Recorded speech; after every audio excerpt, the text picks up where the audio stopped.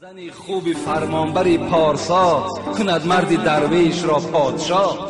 اگر زنی خوب باشد، فرمانبردار باشد، خدا ترس باشد، همین مردی فقیر گدای طلبنده را پادشاه میکند.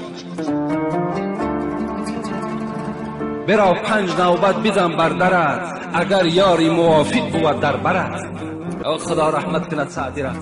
برو این بهترین زن همان زنی هست که وقتی شوهر اگر به چهره وی نظر کند، چهره وی چنان یک چهره کشاده باشد، یک چهره خندان روی باشد که شوهر از دیدن او خوشنود شود.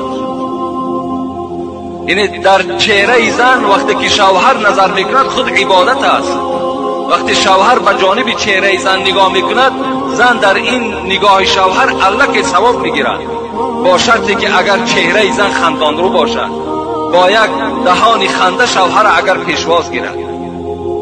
لیکن وقتی که شوهر می آید و این زن با یک خوقها و با یک روی ترش اگر شوهر قبول سازد و در لعنت خدا گرفتار می شود.